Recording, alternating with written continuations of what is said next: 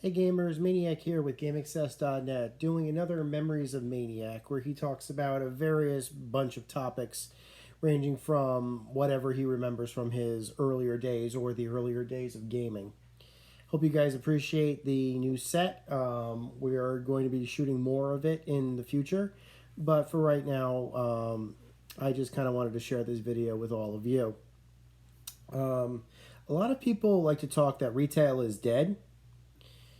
And there's a lot of reasons as to why they say that. I've heard literally everything from online, Amazon, to the crazy stuff like lack of population or population decline or something like that, basically contributing to the death of retail. Now, I don't want to go into why I believe retail could be dying or what is causing the current death of retail. Spoiler alert, whatever the quote unquote smart people say, they're full of it. I don't agree with their reasons. I do think that the outcome is the case. I do think that retail is declining, but I don't think it's because of Amazon, and I don't think it's because of population decline. Whoever says those things are idiots. But needless to say, what were some stories that I have about retail that I could tell? What do I know about retail? What are my favorite retail stories? Electronics retailers were when I was growing up, very hard to come by. I know that sounds like, no, they were a dime a dozen before Amazon and Newegg basically took over. Not the case. Department stores, basically, if you wanted electronics, the only way that you could really get them was if you could find a department store that actually sold electronics, that had an electronics section. Most department stores, even back in the very, very late 90s, did not. They only sold clothes or bedding or housewares like pots and pans and stuff. Finding a place that sold electronics of any type, whether it be game consoles or video games or TVs or VCRs, not as common as everybody likes to think that it was. It's only in more recently, which pretty much every department store that still exists actually does have an electronics section. But back then, if you wanted electronics, your best bet was to actually go to a dedicated electronics store. And the sad truth is that those were also pretty hard to come by. But let me talk about some of my favorites. Now, to me, the gold standard of electronic stores, I grew up on the northeast coast of the United States. We were the last place to get any major conglomerates. I think we were probably the last state to even get Walmart, for God's sakes. So just be aware that, if you have positive memories about Fry's Electronics or something, this video is not going to be covering them because they never came here. They still, no. But I'm getting a bit ahead of myself. The best retail store for electronics that I can remember was a store that opened in the early to mid 90s in the Northeast called Lechmere. Lechmere was a nerd's heaven on earth. A lot of people don't remember this, but in the mid to late 90s, the PC gaming renaissance was really just about to start firing. But before the PC gaming renaissance started, in the earlier 90s, the multimedia PC, was basically ramping up. And sales on, pretty much ever since the Pentium processor became, got stamped and started shipping in computers. And every month, it seemed, they were getting about 100 megahertz faster. PCs were selling because at that point, a computer was necessary, was starting to become necessary. What could a computer do? You could type out your homework on it. You could do research on your homework on it. You could do simple calculations. You could watch video. You could, even if it was just recorded video, you could listen to your music.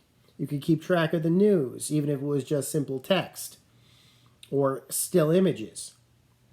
You could play games, even again, if it was simple or more complex games, but even then, you could still play games. People were buying PCs like crazy. And Lechmere had a whole dedicated PC section where you could buy laptops and desktops right off to the side with pretty much any of the necessities you needed. You needed a box of discs, you could go to Lechmere and get them. You needed a cable or a new monitor or something, you could go to Lechmere to get it. If you needed a new piece of software, like a new game or some productivity software, Lechmere, you don't have to go to Office Max or Staples. You can go straight to Lechmere and get it.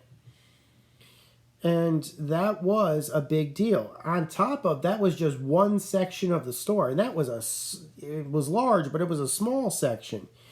They sold washing machines, they sold dryers, they sold refrigerators, they sold music CDs, they sold VHS tapes, they sold game consoles. And at that time, that was the time of the Genesis, the Super Nintendo, the 3DO, and the 32X. And they had them all on display, playable. And that was just another section. It was you could basically wander onto the left side. You could wander in and see what they've got for the the PCs or the PC equipment, and then you could wander over and past all the washing machines and dryers. And as you washed over, you would see the TVs up on display, and then there were all the dedicated game systems, the game's software, and you could demo. And you could be damn sure that when the Nintendo 64 came out, they had a demo unit that was so popular, they actually had to put a timer on it, so it would actually shut itself off. I think you had at most maybe 5 minutes of gameplay before it reset itself, but you would actually, you can be sure that there was a line in the entire section to get a shot at playing the Nintendo 64 just before, just as it was being released. I think at first it was programmed to play like Super Mario 64, but once Star Fox ended up in there, yeah, that got a lot of popularity. A lot of popularity. And I remember that one was a big deal for me. Moving on. So like I said, my point was about all this, it was beyond convenient. You could, if you needed something ranging from a movie, a CD, piece of software, television, game console, piece of game, you would just simply go there, and they had a whole row of registers that would basically be able to, so you basically go, you'd grab what you wanted off the shelf, you'd go to the front where they had like a row of about 12 registers, just like a grocery store, and you'd be able to ring up what you wanted and leave. Perfect. You can't get better than that.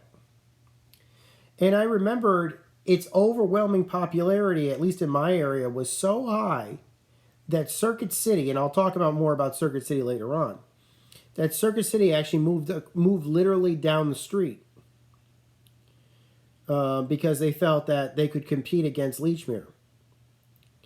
And I actually went into Circuit City. I'll talk more about them later. I want to finish up my bit about Lechmere. But Circuit City could not compete, is needless to say. They were a smaller unit. They didn't sell as much stuff. They did not have as many registers.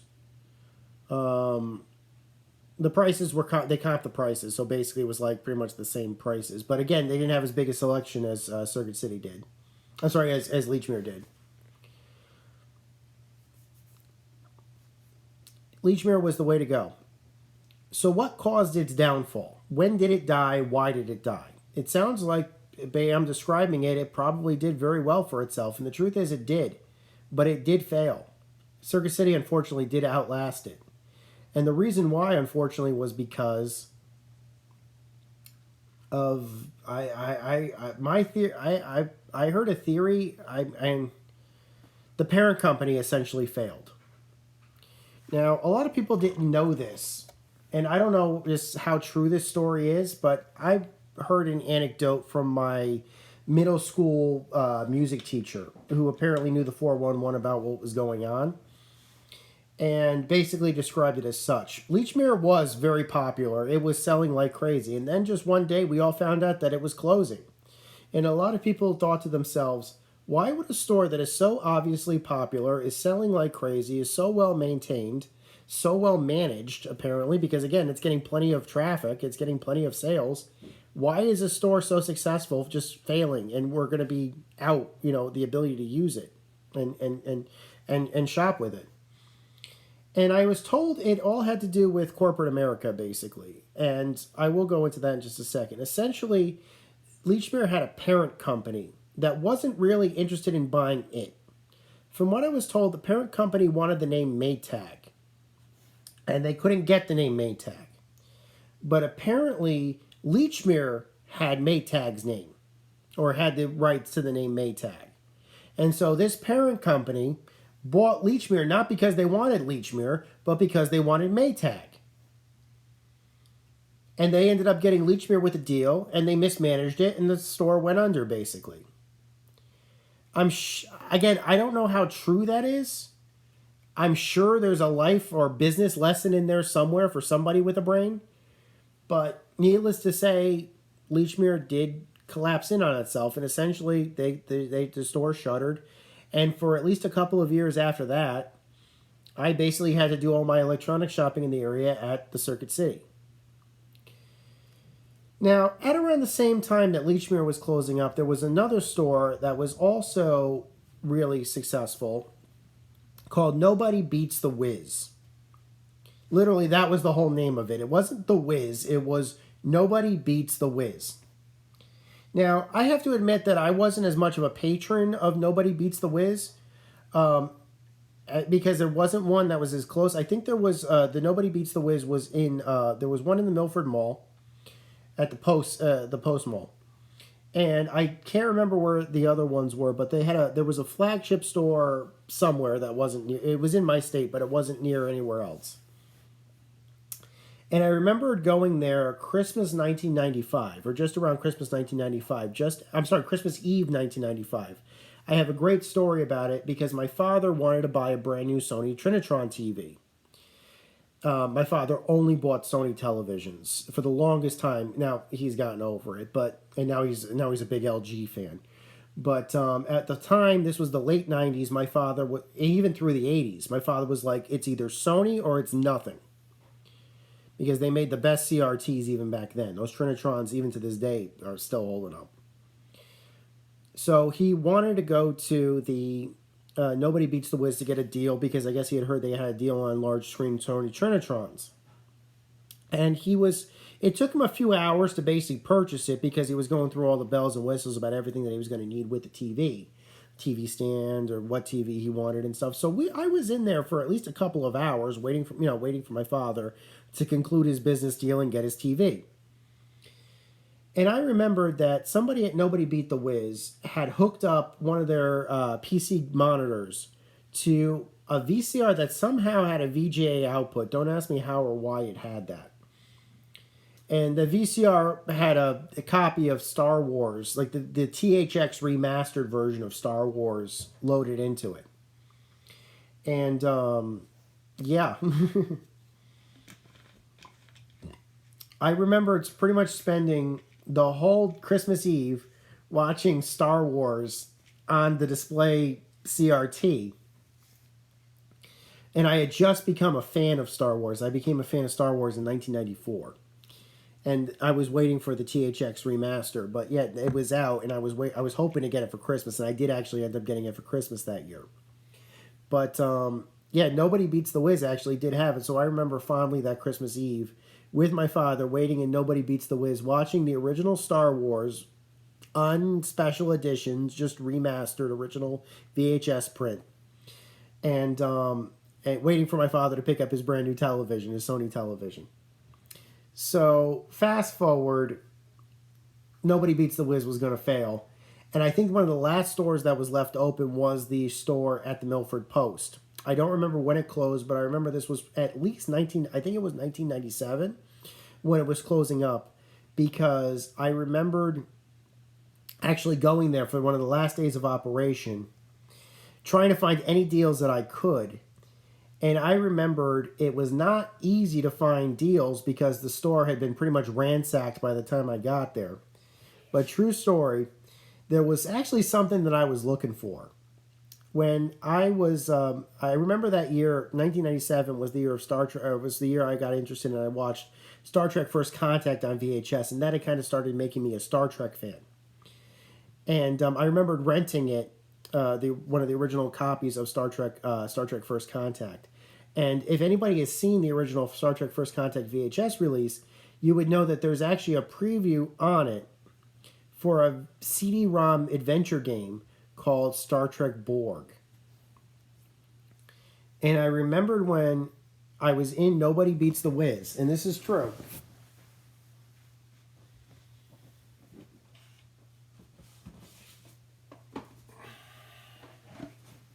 I found this one unopened copy. There was like at least 2 other copies in the store. They were both ransacked and ripped open. But I actually found this copy of Star Trek Borg. This is probably one of my favorite Star Trek games. And I was able to get it. I was able to get it on PC, and I actually ended up getting a re-release of it as well. That's why there's 2 copies up there. One of them is the original release that was meant for like Windows 3.1 and DOS. But actually there was a re-release that actually had the Windows 95 patch, can actually play natively in Windows 95. And I've tested both versions, and the sound is a lot better in the Windows 95 version. They later had to release a patch for the first version, but I ended up actually getting a re-release on an RMA. So I thought that was really good. Yeah, I ended up paying like $18 for that game, and I am totally happy about it. I am totally happy about it. So that was also, they had like, as for curious, like what else did they have there? What else did I see? I saw a lot of shareware copies of Quake 1 that were on the shelves. I never bothered with those because I already had the shareware, on disc that I downloaded off the internet. It took me like a week to get all copies. But I was actually able to get Quake 1 shareware installed without the need of getting the CD.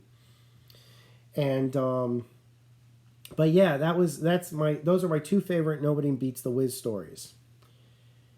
Now we're gonna fast forward a little bit to basically 1999, the turn of the 2000s, essentially. What are my favorite stories about what can I say about about Circuit City? I mentioned them previously. Well, like I had said, that there was a Circuit City that was pretty much just a walk away from the Lechmere. And pretty much after Lechmere went under, Circuit City in that area was pretty much getting all the electronics business. And I remembered actually having to go to Circuit City a lot, back in the day, because obviously there would be things I need. I needed to pick up a DVD. I needed to pick up a CD or something like that. I needed to pick up a piece of software. I needed to pick up a game. Circuit City did sell them. The problem was, I say sell in quotations. Well, my issues with Circuit City. I probably actually have more negative stories of Circuit City than I have positive stories. But let me tell you a positive, and I'll tell you a negative. Let's just go through some of the stories. Back in the day, Circuit City, like I said, was the premier place where if you wanted to get a new DVD for list price, that's pretty much where you would go. And since most of the major movies were all coming out on DVD, it was actually a really good time because DVD quality for standard definition was quite good. So pretty much every major release for anything, you pretty much just go to Circuit City and pay $20 for a new release, and basically you'd be on your way. You could watch it on your DVD player at home. Same thing as CD, basically. You would just simply, if you wanted to listen to some music, you would pick up some CDs, and that's where you would pretty much get them from, which is kind of why the majority of my CD collection when I went through is all pretty much just 1996, 1997 up to 1999 or so. I pretty much didn't buy CDs after around 2000, 2001. But most of them I probably got from Circuit City. What were the problems with it? Like I said before, in comparison to Lechmere, I already seen Lechmere, so I already knew how good retail purchasing could be. In comparison, Circuit City pretty much was terrible. It wasn't that they didn't have stock. They wouldn't have. they would have something there that would be interesting, but you may go in there and you may not find exactly what you're looking for, but you may end up going in there and finding like, wow, I didn't know this was available, or I didn't know they had this in stock. Let me pick this up.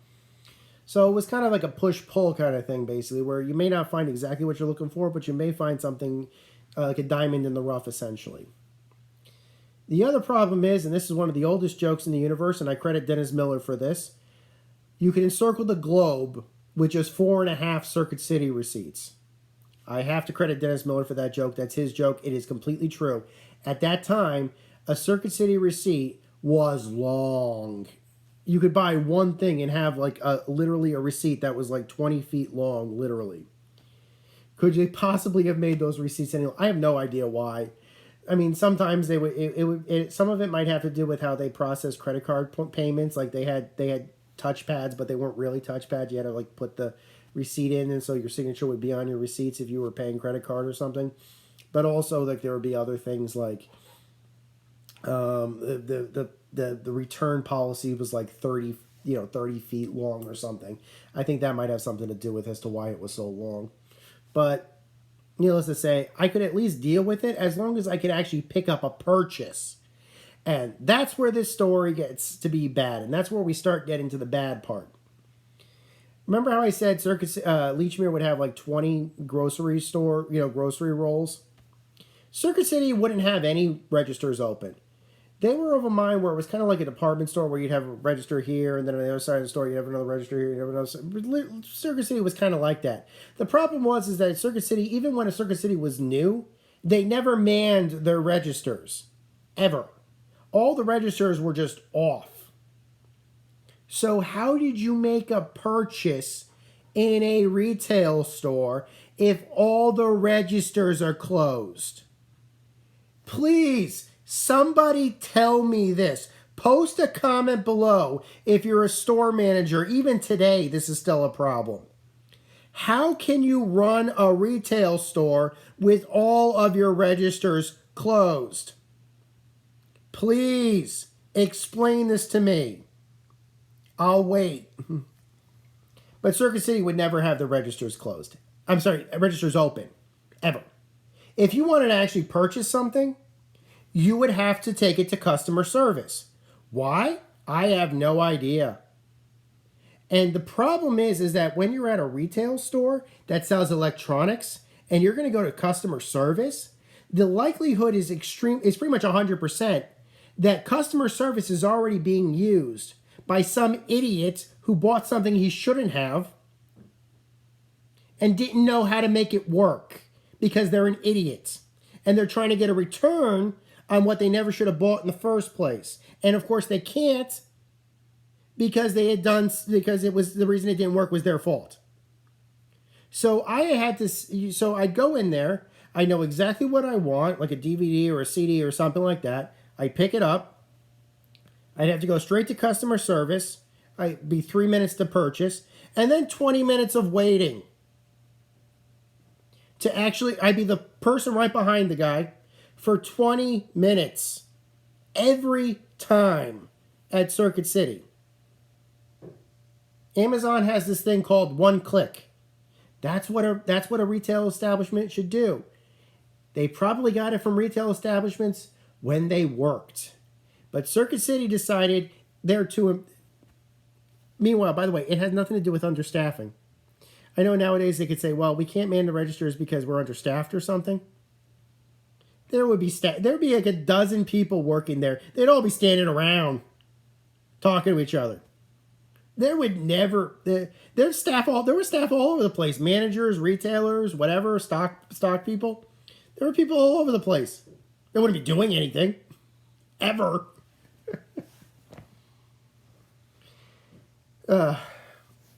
The only time I can remember when I actually was able to jump the line was when Star Trek Generations came out for its special edition on DVD.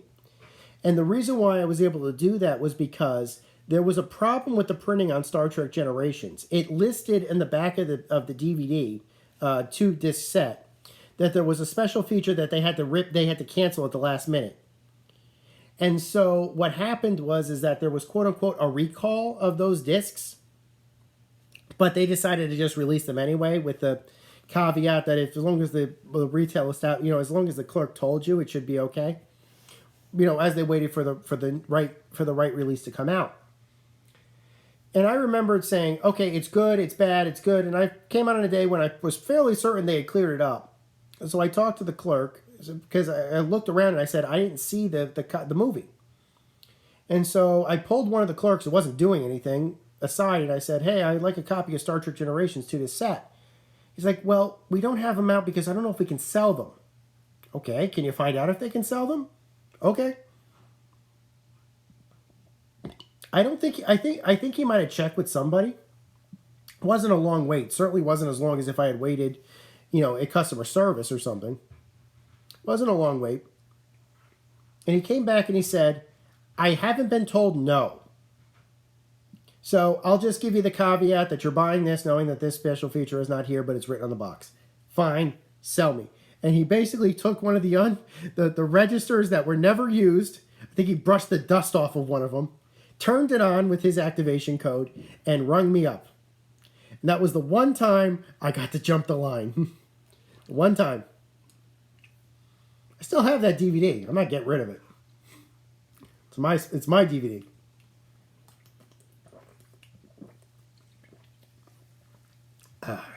I'm going too long on this one. I think we need to do a part 2. I've got some more stories that I can tell. So until next time, guys, my name is Maniac with GameAccess.net. Take care. Over and out.